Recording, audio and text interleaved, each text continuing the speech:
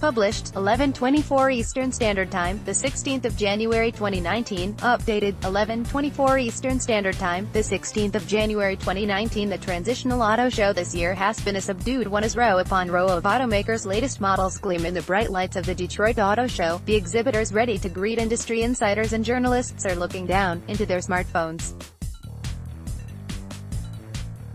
They surf social media to kill boredom in a mostly empty convention hall. Swaths of valuable real estate, once occupied by sports cars and German luxury vehicles, are filled with cafe stands and pop-up restaurants. This is the solution organizers came up with to fill space vacated by automakers who this year skipped what had once been the flagship U.S. auto exhibition. The Cobo Center, a concrete and glass bubble on the banks of the Detroit River, sheltered exhibitors this week during the final January edition of the Auto Show. Starting next year, the show will be held in June, avoiding the frosty Detroit winter. The Transitional Auto Show this year has been a subdued one, more lightly attended by press and industry than in the past, with fewer new car announcements.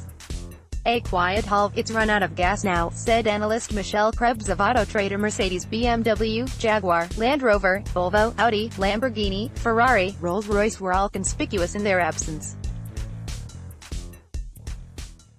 The cavernous exhibition hall had an unusual amount of space occupied by refreshment stands, food booths, and tables and chairs, even as appetizers and glasses of champagne sat wilting.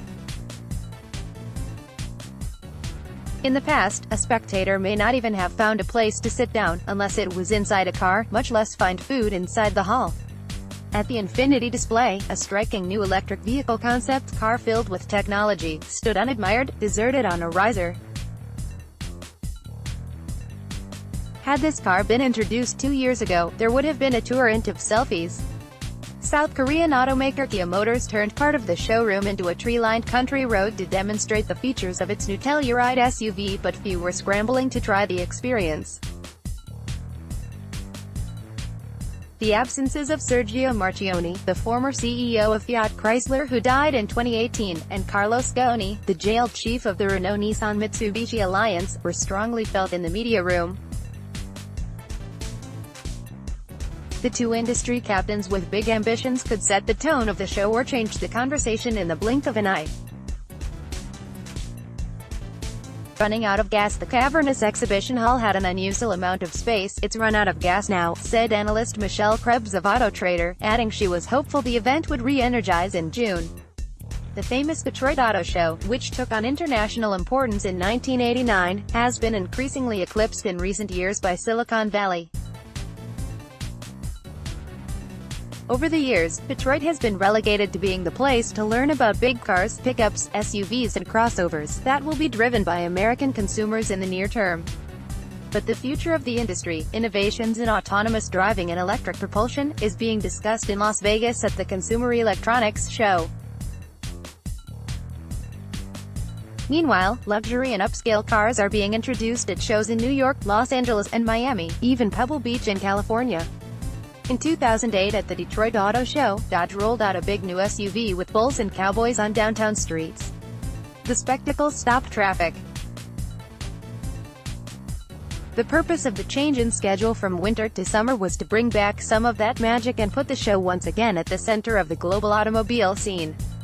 Warmer weather, ride-and-drives, hill climbs, maybe, all sorts of exhibitions, dynamic opportunities for people to be in and out of the cars, ride in them, for the manufacturers to show what they couldn't previously do inside, said Doug North, co-chairman of North American International Auto Show, the official name of the Detroit event. Opportunity to reimagine. Many were rooting for the show to succeed. The influence of the Detroit Auto Show remains significant, insists Xu Jun, president of the Chinese group GAC Motor. The show is going to be able to try new things and deliver new experiences that it simply can't now, says Ford chairman Bill Ford, while GM spokesman Patrick Morrissey said it was an opportunity to reimagine the auto show. Detroit could appeal to tech companies, which have so far been a symbolic presence in the capital of the U.S. car, even as their ambitions in transport are large. In the past, a spectator may not even have found a place to sit down. Philippe Schrick, project manager at Velodyne Litter, which develops laser technologies used in sensors for autos, said that, while the Consumer Electronics Show in Las Vegas remained the priority, his company now had more time to prepare for Detroit.